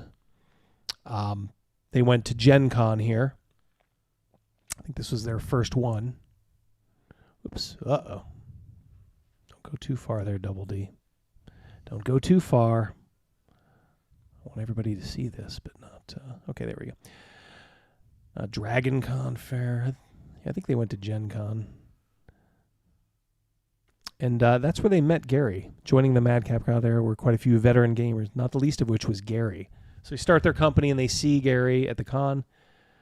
Spent most of the time shilling his Legendary Adventures game. Boy, that game fell off the face of the earth. Gary pimped that game so much on EN World and Eric Noah's board. And nobody played. It was the worst possible time. It was like right when 3rd edition was coming out and there was so much hype on it. And Gary's like, I have this little game too. Remember me? So they went up, they took their books over to Gary and gifted them as a huge thank you for all that Gary had started. I guess that was the watershed moment. They got a distributor too. And not long after the show, they sat down to discuss what they should do. And then one of the guys at Troll Lord suggested that he reach out to Gary and see if there might be a chance of getting him to write an adventure module. What year was this, Double D? I think this was 99, I believe. Yeah. So he sent him an email thanking him again, asking him if he had a chance to read the adventures, and he wrote back, much to his surprise. Gary got back to him fairly quickly, and they soon struck up a conversation. It's not long before they were talking business. How that unfolded is a story for another time. Suffice it to say that they struck up a deal, and he was sending us files for Canting Crew and Lost City of Gaxmore. I believe I worked in Lost City of Gaxmore into one of our games way back then. Yeah. Oh, yeah. Yeah. Very dangerous. Yeah. Very dangerous. I Very lost deadly. I lost a character with one blow. These beginnings launched an 8-year journey of publishing, gaming, and learning. Good food, good drink, and all around good times. Gary and I emailed almost daily as we managed the ever-increasing amount of material. These included a small host of projects from the Hall of Many Pains to The Hermit, Legendary Adventures, Gord the Rogue, Castle Zagig, and a small host of other titles. They worked together for the better part of 8 years. They were good years, but they had ups and downs. Gary proved a pleasure to work with. He always hoped for more from Troll Lord, but their size kind of held him back a little bit. And then Gary died in 2008. Just from like old age, or was he sick? I don't know if it was like heart failure. I'm not sure what got Gary. He was getting up there a little bit. But yeah, and then what happened was, they had this working relationship with him. As soon as he died, the license was pulled for all that published work, so they had to sit on it. They kind of languish, becoming a gift ungiven to those of us who loved him and his works. I think some of that was, I think a lot of it was his widow, I think Gail. A lot of people had problems with Gail. I don't know. A lot of people like to smear her too, and I'm sure Gary wouldn't want that, but I think she just kind of left his work to kind of languish, like they said. But these guys were ever hopeful, and the years passed, and they filled that time with life and all that stuff. And there, of course, Troll Lord has done a good job, expanding, and Castles and Crusades is now in their 10th printing. Luke kept the father's name alive. And let's see. After years of turmoil, the estate of Gary Gygax was taken over by a court-assigned estate manager. I'm going to guess that means, I think Gail's still alive, but they must have just said, you're too old, or, you can't manage this. As part of the agreement to raise money to secure the debts of the estate, Troll Lord was granted the right and privilege to reprint several of Gary's works. The Gygaxian Fantasy World Series, Castle Zagig, Yigsburg, which I think I've highlighted before, and I actually have on order, and The Hermit are each coming back into print. So you guys can get some original Gary works. If you never got a chance to grab them the first time around and want to get a hard copy or a PDF, I suppose, you can now get PDFs. them. Those are so hard to do. Were these written for 3rd edition? I believe so, but I think they can easily port it over. But they'll, of course, do it to Castles and Crusades. Right. Good. Why would they? The Hermit will be updated for Castles and Crusades. Yeah. Yep. So, they're already selling Castle Zagig, and it's selling really good. We supplied the court with several projections. You helped us blow through the 90-day.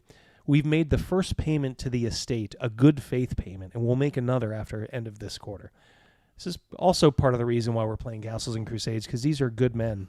Yes, absolutely. Think of the scumbags at Wizards of the Coast. Well, send the Pinkertons. Yeah, send the fucking Pinkertons to you. We'll throw out Mrs. Gygax and take the house. And they own the name D&D. These guys who don't own it, but they got to work with Gary. I mean, they're making payments to his estate, but basically on spec. They probably could have held it a little longer. This quarter, that's in a couple days. Yeah. Yep.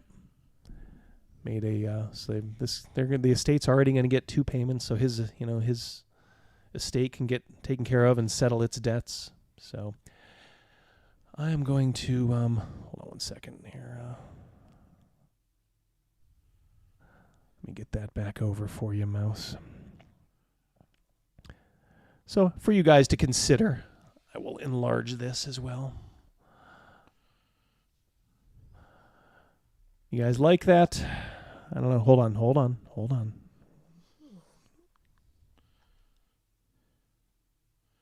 There you go. Go to it. We got some catching up to do. Yeah. Oh, a lot of catching up to do. Holy moly. I'm going to go back to the basic scene here. Hold on one second here. All right, go ahead. Let me go back up a little bit.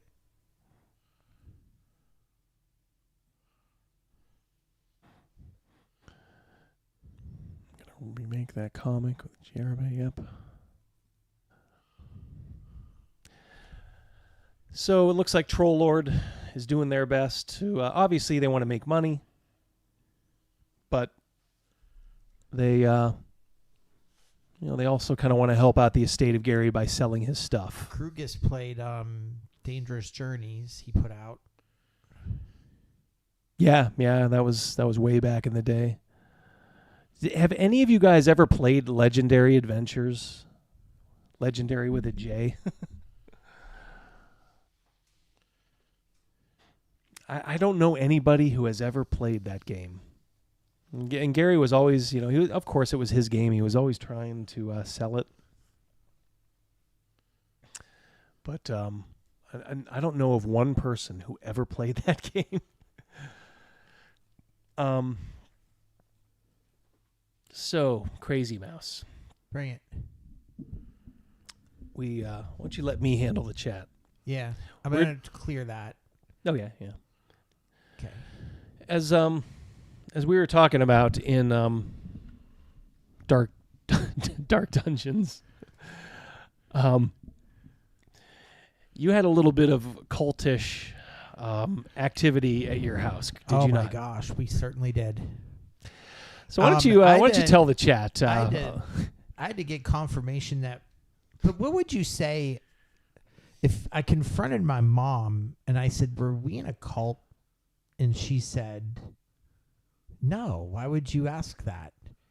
But the way that she said no made me question even more. He's on to me. We had to eat. This was, if anybody ever heard of Zig Ziglar, he is like a motivational guy or something. We had to listen to those tapes daily at dinner. We had Bible readings after dinner as well. I wasn't allowed to go out. Like, this was my into my high school years, and I just remember people were coming to pick me up to go to like a high school basketball game, and I wasn't allowed to leave until our Bible readings were done. The foods we ate were all fucked up. Well, didn't you? Let's go back to Zig Ziglar. Zig Ziglar. So Zig Ziglar was this motivational speaker back in the 80s, and you would get like tapes, right? Yes. Death Angel Yep. Shadow, yeah. He knows what he had Zig some of Zig Ziglar, yeah. So he would, you are powerful, you can sell, that kind of Don't stuff. treat God like a monkey on a string. Yeah, exactly. So there So was, it was many. So tell them about tapes. the one night where you were around the dinner table listening to Zig, and you had something else going on. Bring it. Wait, what are you referring to? You had people coming over. Oh right? yeah, Okay. and, we had to hurry up and finish our Zig Ziglar. In fact, we didn't finish in time, and my friends had to stand outside while I was inside finishing my Zig Ziglar studies that night.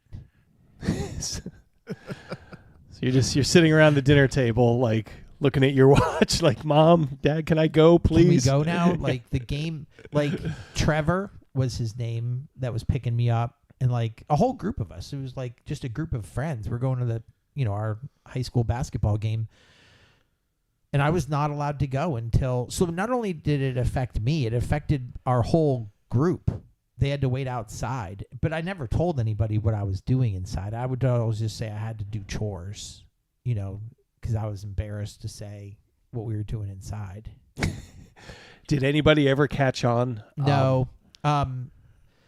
Later on, though, people did, because there was another motivational speaker named Max Lucado, and we had to read his books.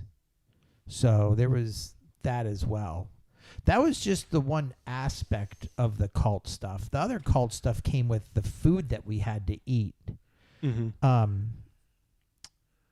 I had a crazy cousin who would be like, she married a cousin of mine, so she's technically not my cousin anymore because they're divorced. But she would always talk about like all the foods that were in our house were all like devil type stuff, like rat hairs are in all these foods. So a common snack of mine growing up, Zig Ziglar or for Travis.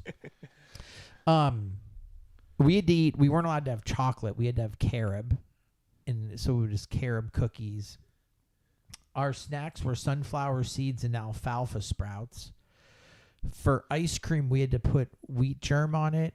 And if anybody's never had wheat germ, just go to your local beach and eat a spoonful of sand. It is basically the same thing. We weren't allowed to have sugar, so we had to have saccharin, which turned out to be cancer-causing. But that was how we had to sweeten our stuff at. Didn't you confront your mother about that? Yes, I was like talking about the saccharin and where it was in the house. And it came in a glass jar with like they were smaller. Like maybe there was like 100. They were like little pills is what saccharin was. Mm-hmm. Our big treat our big treat was we were allowed to have certs with Retsin. With Retsin. Everybody would always ask back then, what is Retsin? What is Retsin? Tinfoil. We were certs. Krug is just cracking up. Yes, that was our treat. Certs with Retsin. We were, for our iced tea, it was sun tea. My mom's slogan was, "It's the sun that makes it sweet." Oh God. So we had to drink unsweetened iced tea. We weren't even allowed to put saccharin into that. So, and this is a true story, which Double D was not there for this, but Gavin was. Yes, I was just going to ask if they made you eat carob instead of chocolate. 100%. Yep. I didn't know that there were other flavors of potato chips, and Gavin was there the moment my head exploded at a bar when Ronnie, Double D knows who I'm talking about, we were just drinking beers, me and Gavin, and I said, I'll just have a bag of chips. And he said, what flavor? Flavor? What the hell are you talking about? The white kind, you know? It was just crazy how, like, sheltered I was. And now everyone, and then I went on this, like, absolute junk food diet. Like, I eat desserts nonstop now because of growing up. It was so forbidden in our house. Urine tests. My mom would chase us around to get our urine, so we had to take urine tests all the time because. To be fair, you had a couple of brothers who had some drugs that. Yeah, I had some brothers that were in like drug rehab programs, but if you think about the time frame when I had to do urine tests, I was like 12 years old. It went into my teen year, like, you know, through high school, but. On Saturdays, we had to supply urine tests in our own home. If you would see Crazy Mouse's mom today, because we see her a lot at like birthday parties, for the kids. She's very much you'd think like she's the most normal, mom. She likes the Cleveland Guardians. Yeah, she always calls them the Indians, as do most of us here. But she's just a very normal. But it's almost like that period of time has just been kind of blocked out of her head. She was probably brainwashed. My cousin Marge was her name. We weren't allowed. So when we went trick-or-treating, when we came home with our candy, we weren't allowed to eat any because Marge had to inspect it all and get rid of all the kinds that had rat hairs in them. That's what she thought was in all these. Oh, I read an article about M&M Mars, and they have rat hairs at their facility, so nothing from M&M Mars can be eaten. And that was, did they sell Amway? No, to the best of my knowledge, no. And I know what the Amway was, but so our Halloweens were just absolutely ruined as well. We weren't allowed to eat any of the fucking candy we got. To take a quick detour on the Amway. At my career job, which actually I still have now, when I first started, my boss was, he was like the director of taxation for a Fortune 500 company. And he did Amway on the side. So he actually pulled me into the office and asked if I was interested. I'm like, even back then I just had that, gene in me. I'm like, nah, I'm not interested. Sorry. It's like, okay, it's all right. I'm reading the chat. Double D and Cal says it saved you dental visits, but it didn't, because I inherited like my mom's soft teeth. So when I was like growing up, like I had tons of cavities, which were all those like silver fillings, which all need to be taken out and then put in with that new stuff. Mm-hmm. So I had cavities growing up, but we couldn't figure out how because I didn't get any freaking junk food. It was all wheat germ and freaking bean sprouts and alfalfa sprouts. I remember we talked about this a long time ago. Hearing you talk about this, honestly, for the first time, I was absolutely blown away. Yeah. It's crazy. And then you, of course, you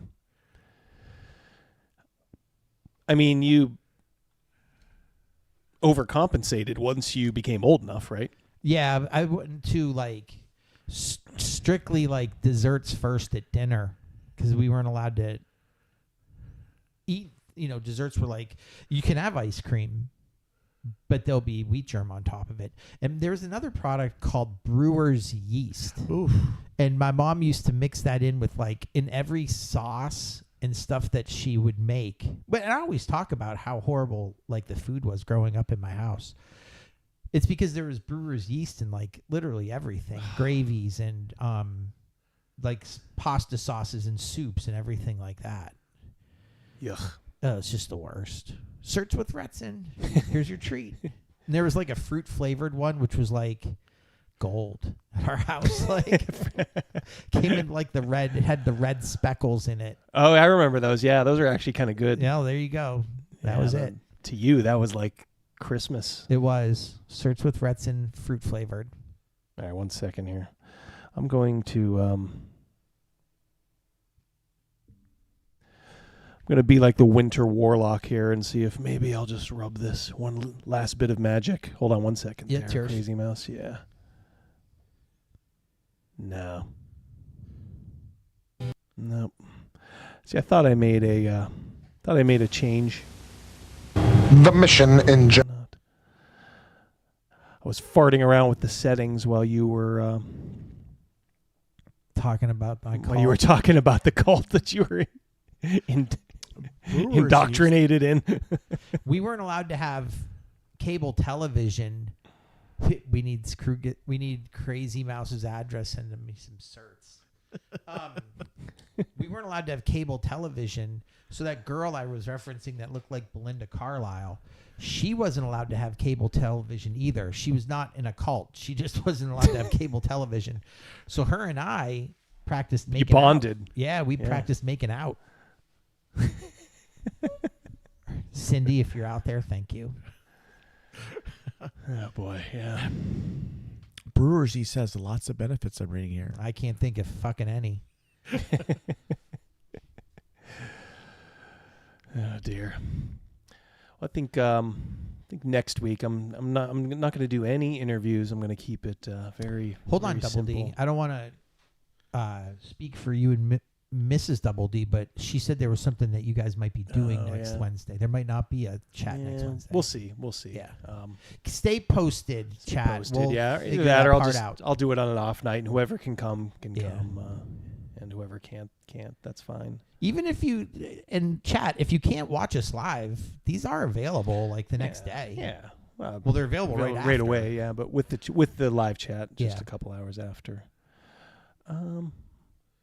No, do you guys want to do the quick little auto and We can, but We'll just- Double D, you wanted me to remind you. yeah, about something. 50. Yeah, we're just gonna figure. No, we're no, just you wanted me to remind you when we were talking about like Otto and Roland. Mhm. Even though Double D is literally 10 feet, not even away from me, we don't see each other. There's a computer monitor, a huge one in front of me and one in front of him. And then there's a tower gizmo thing in between us. So we can't see each other. Yep.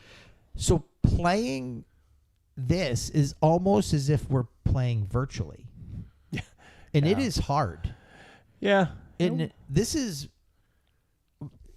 we've been in the same group for over 20 years.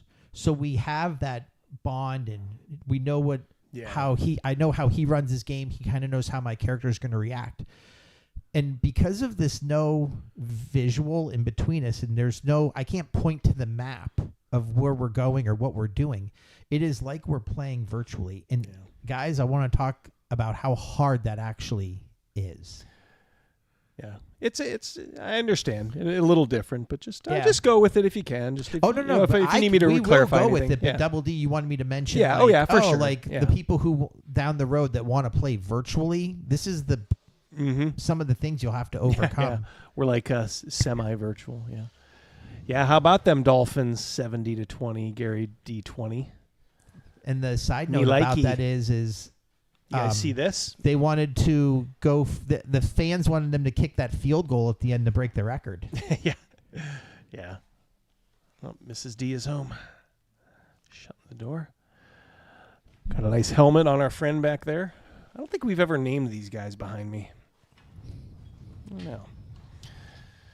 All right. Let me switch over. Get the intro.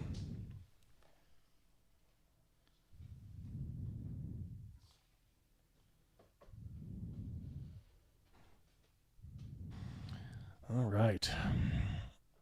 Double D, are you gonna make Crazy Mouse leave when Otto dies? I don't. Plan, yes.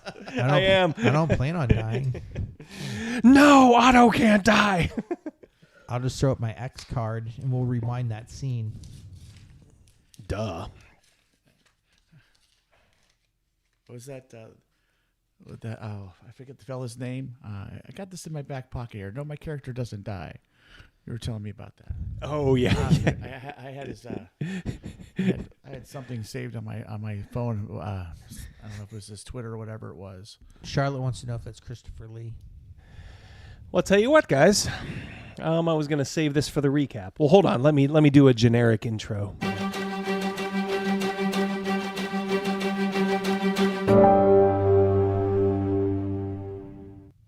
There you go. Yeah, so if you recall, last week, and by the way, for those of you guys who don't know what's going on, we're just continuing a short form live play. It's not going to be nearly as long as last time. We're just going to finish out and maybe kind of see what's going on at this house of horrors that they're in. But these guys are escaped prisoners, and they are on the run, essentially. That's fair to say. Right. On the lam. On the lam. And it is Rogan's character, Roland, who, can we say murdered? I think we can say probably murdered a guard in the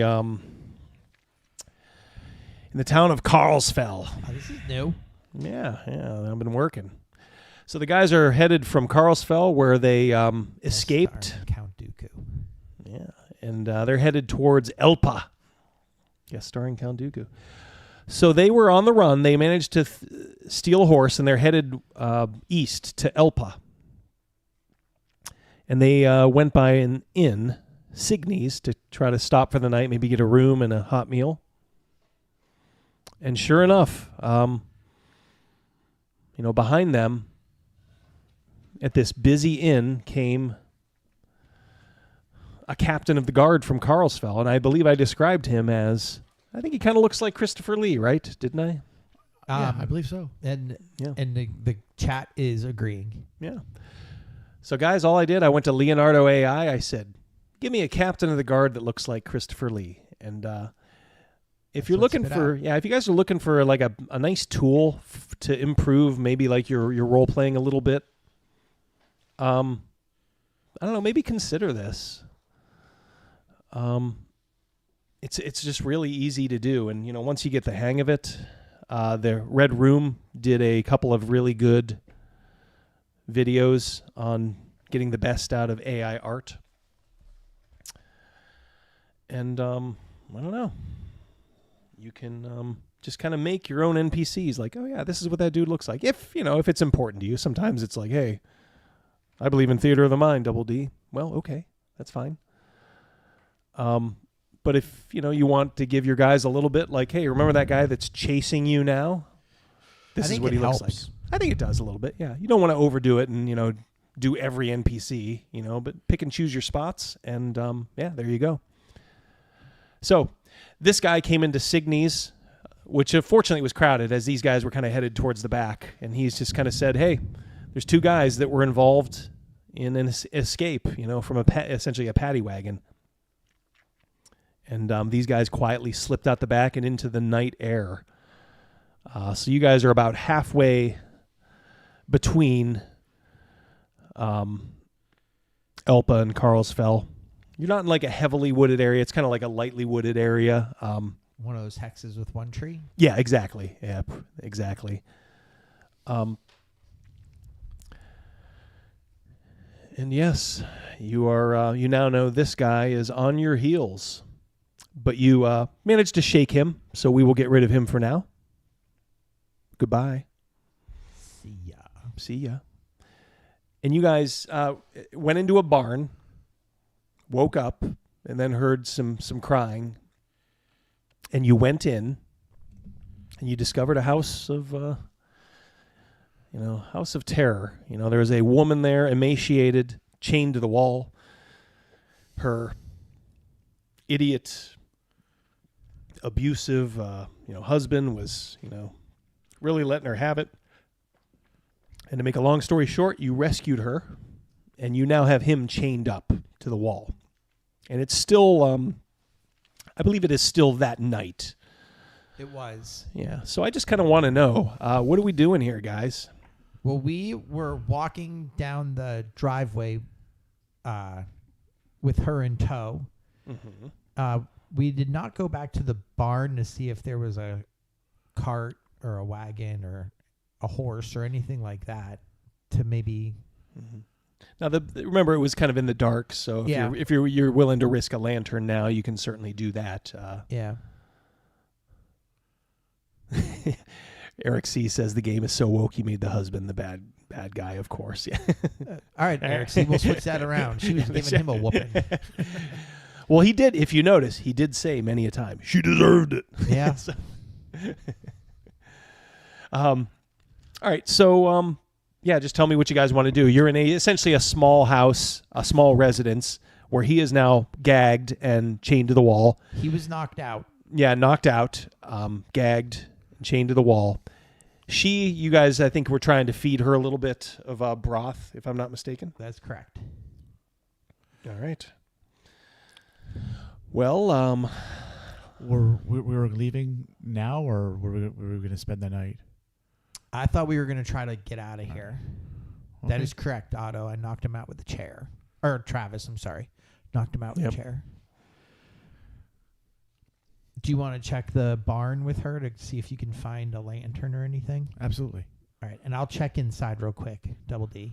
Okay. All right, when you check inside in the lantern, there is a small cart there. So you're thinking that maybe there's a horse somewhere, but you haven't seen it. I'll wheel the cart out, showing it to Roland and the girl. All right, so she starts looking like towards the front of the house. And then, for the first time, she kind of rasps some words to you. And she says, we have a horse. When he comes home drunk sometimes, he leaves it tied up front. I'll walk around front and gather the horse. And so you don't see it at first. Now remember, there's a long drive here. Right. But if you're just gonna walk, you can kind of like maybe hear the right, the neighing or the slight whinnying of a horse in the night air. And sure enough, there's like a small tree or a post it's tied to down there, just kind of haphazardly. I'll say to the woman and to Roland that I'm going to go inside to make sure that we didn't leave anything behind. And then I'm going to go back up the driveway. She's just kind of standing out front. She's not going down to the end of the drive. Remember, she's pretty weak. Okay. So we can load her onto that cart, and then we'll have the horse come back to pick up the cart. All right. Well, she is kind of saying like, what are you planning? What is going on? We're going to get you to Alpa. She looks scared, but as you guys are saying this, she's like, this is where my house is though. She's kind of confused, you can tell.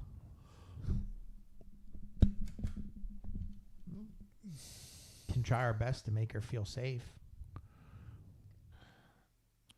I'll ask her. I mean, I guess we're just concerned about your well-being right now. She's like, I know. She's like, I want to leave, of course, but she's like, can I at least get some things? Yeah. Oh, yeah, absolutely. Absolutely. Yeah. Okay. I'll take the horse and I'll get the cart. Yeah, hook up to the cart and. Yep. Okay. Try not to burn the so barn you're down. outside doing that. Yes. That's going to take a little bit. Yeah. What are you doing, Crazy Mouse, as she's going inside to kind of I'll go inside with her. pack a sack? Yep. All right. Yeah, she's looks certainly a shambles, very thin, very emaciated, but she's starting to look better by the minute, from where you first found her. Occasionally her eyes will go to the room where he is and where she was, and then she quickly will look away. She packs everything, and it's not much. Some clothes, obviously shoes, a jacket, and she shows you where the money is, and it's probably just a handful of gold and silver coin. Okay. And then she says, "I want to say goodbye." Absolutely. All right. So she goes into the room. Are you giving her privacy, or do you want to listen? I'm going to give her some privacy because I will go and gather those things. I'll take her belongings that she just put together. I'll take those outside, the handful of coins she gave me. I'll meet up with Roland and, help get the cart ready to go as she's saying goodbye to her husband. All right. You can hear some crying coming from in there. And then she says, a few words, in a raised voice, and then maybe something soft, and then what was the raised voice, if I can hear? Basically like why, Yeah. Just that kind of a thing. And then she comes out in tears and says, "I'm ready to go." Okay. She says, "Anything's better than here." All right. All right. So she goes over now to the cart where Roland is. What did you want to do now, Crazy Mouse? As they go down the driveway, I will be a couple steps behind. Okay. All right. So she's sitting on the back of the cart. I'm walking. Yep. You're walking. All right. And are you on the horse? I'll get on the Yeah, cart. you're driving it. Yeah, I'll drive it. All right. Yeah, you could squeeze on the back of the cart with her, by the way. Mouse. Okay. Otto. I'm going to go back and double check to make sure we didn't leave anything behind. Yep. Okay. All right. So, maybe you guys stop. No, you guys can keep going. I'll just run and catch up. We'll proceed very slowly. Okay. All right. And She's not looking back. She's just kind of looking ahead. Right. Travis, you are exactly right. All right. So, maybe after a couple of minutes, Otto comes out. Is that correct, Otto? Or anything I have that you wanna... glass shank. Yeah. I'm going to take care of the abuser. Okay. Well, he is chained up. No roll necessary. Yep. Right in the jugular. Yeah, he maybe opens his eyes one last time and kind of senses what's going to happen, and then his lifeblood spills out. That's exactly what I wanted. Yep. Yeah, we'll say, as you're, this is taken over the course of, certainly a couple hours, so it's certainly in the middle of the night, probably like 3 a.m. What do you wish to do? You're now down, I guess, towards the end of the driveway. There's the main road. Hop on the East-west. carriage with her. Right? All right. You said there would be room Yep. in the back for Yeah, me? there is, Yep. for sure. And off to Elpa. I understand it's the middle of the night, but head in that direction. Yep. Okay. So slowly on the road you go. You go, obviously your speed is, has to be... Surly wants to know what type of season this is. Summer, fall, spring? I guess I kind of envision this as springtime. Okay. Yeah. So let's call it springtime. Yep. So chill in the air. You can see your breath. But by the daytime it's warm enough, certainly. And off you head. And we'll say you're going slow enough. You of course see the sun come up before you get to Elpa. Elpa is going to be a couple more, maybe a half a day at this rate, but My character, this would be his first kill. oh yeah, that's right. Yeah, because Roland already had his. Yeah. All right. Well, you left, you got some things, and you came back. Mm-hmm. We're just getting to know each other, but I trust you. Mm-hmm. I have no idea what you've done. Agreed. Just want to throw that out there. I have no clue. Agreed. No, don't ask, don't tell. Well, even if you would have, I don't even know if your character would think it. I would have never have given that impression that my guy is a killer. Right. She's just kind of resting, and then she's starting to talk a little bit more. When the sun comes up, you can tell that brings a smile to her face. And you're kind of you're headed right into the rising sun. One thing does happen though. As the sun is coming up, you see a lone horseman, riding along Towards us or from behind. So catching up to us. Yeah. Which it is the main road, main artery. It's just, and in the distance in front of you, you can see some traffic coming your way. But this guy's coming with speed, and sure enough, as he passes, let me know if you want to do anything. But it's him. You can certainly tell. As he's passing you, he gives a glance, and then just kind of nods, as he sees perhaps the woman on the back. Mm-hmm. So maybe having her could have helped, because he just kind of nods and then, heads in front of you, heading towards Elpa. The very way we're going. That's okay. I think luck is with us. Yeah. Now remember, Elpa is a bigger. It's not as big as Carlsfell, but it is. It is a true city. So it's. When we're ever stopped for a break or to water the horse or whatever, I'll, out of earshot of the woman who we actually don't know her name yet. Out of the earshot of the woman, I'll have to say to Roland that we need to come up with a story of who she is and why she's with us. All right, we could talk with her. How about we come up with a story and we persuade her to use it? Absolutely. Okay, so is this a family member of ours, a friend of ours? How do we know her? How do we know each other? Right. How do me and you know each other? Best friends growing up. Okay. If you look at the woman, vaguely bearing resemblance to him or me. Can a connection be? Does she have blondish hair? Which would be easy to say, hey, she's so and so's sister. Or she's just so thin. She has kind of reddish hair, dark auburn hair. When you look at her, she could be, pretty, but she's probably in her late 30s, early 40s. All right.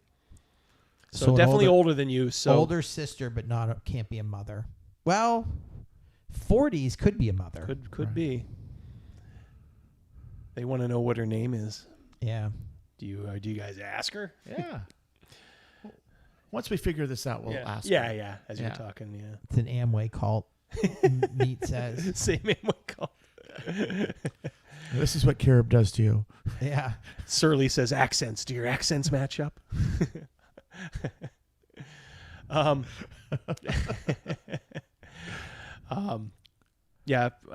you I don't know if you ask her, she, straightforward says her name is Adeline.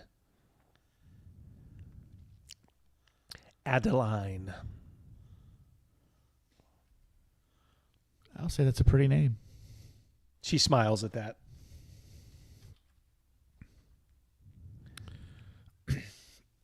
When she smiles at me, I instinctively Does she have put all my her hand- teeth?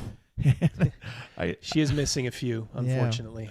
But she smiles at me. I instinctively put my hand on my ring and kind of twist it around, like I'm not even I'm unaware I'm doing it. Yeah. Is she pretty cognizant now that it's a couple hours later after some rest? Yeah, she is. In fact, she starts saying, she's like, boy, I'm getting hungry now. We can pull over to eat. But Adeline, if we're questioned, how do we know each other? What say you? She's like, well, you're my rescuer, right? We are. But I don't know if that's for common knowledge. If someone asks us, if a guardsman asks us, why are you with these two? You know, she goes, she's like, are you in trouble? No. I just want to avoid trouble. And searching for a story on the fly might not work. But if we speak as if we're old friends or family, it would be so much easier. She kind of smiles and says, I owe you so much, of course. She says, perhaps if, you know, maybe you said I was your mother, it would be, in my current condition, it would draw suspicion. Perhaps I'm your aunt, one of your aunt. From my mother's side. Yes. She looks at you, Otto, and says, I could be your aunt, yes. Okay. And I've just gotten my mother's over sister. Yep. On a side note, Double D, I'll just, you know, whatever my mother's name really is, I'll just tell her that. Mm-hmm. Okay. And she says, I've just gotten over a terrible disease, and you nursed me back to health, and now you're taking me to Elpa to see a renowned chirurgeon, like a doctor. Yep. She said, will that work? That'll be perfect. She says, you may count on me, gentlemen. Thank you for everything. You're welcome. You're And very then she welcome. wants some food. You Yeah. said. Is there like trees there with like fruit on them?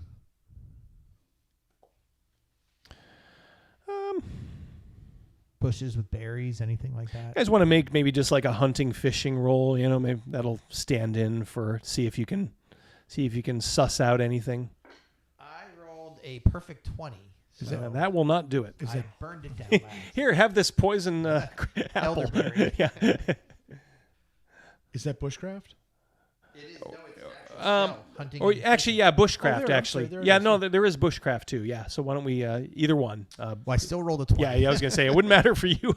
Yeah. I will give it a try. I got a 2. Damn. Damn, I had it. Yeah. All right.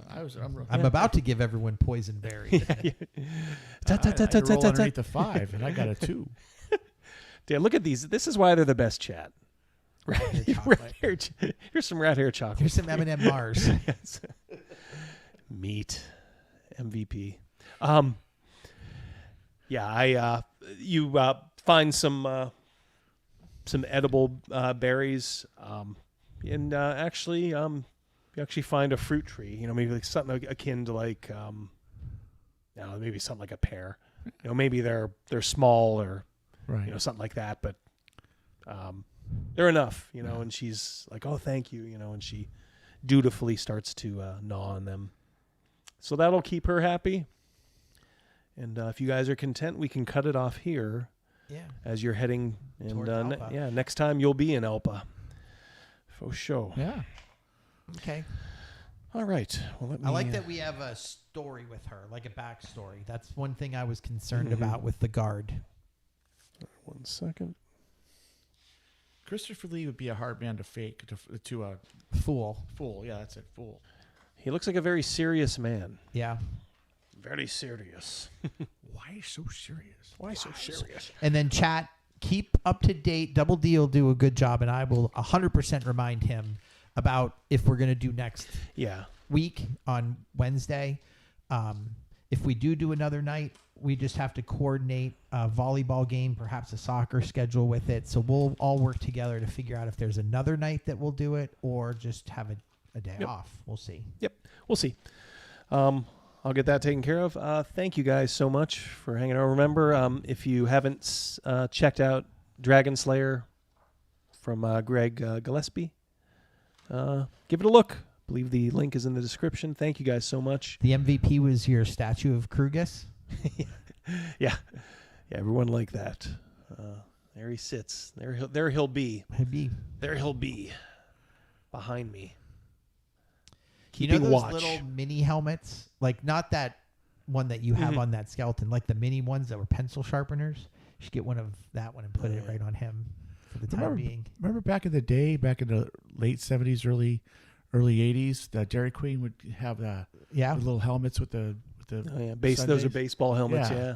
Slider Sundays or whatever. God, those are the good. good old Yeah. days. Yep. I'm old. Yep. Yeah. Well, guys, thanks again for sticking around. You guys, you hardcores who like to see the little live play at the end.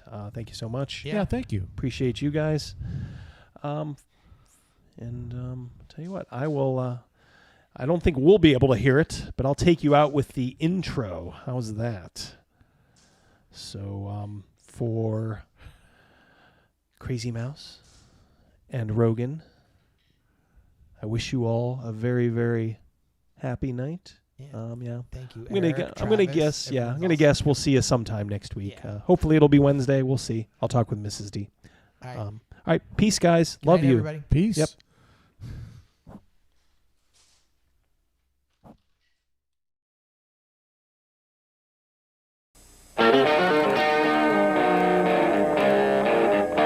Hey man, is that Double D? Yeah man, well turn it up man. Let's just go in and like kill all the orcs, right? They're the bad guys, who gives a shit? We just hack and slash and we loot their dead bodies, right? Hack and slash, kill them all, conquer the infidels. Boy, that campaign sounds like a barrel of fun, doesn't it?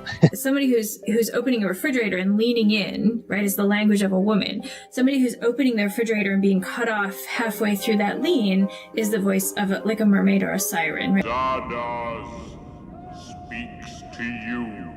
This is not the face of the hobby anymore.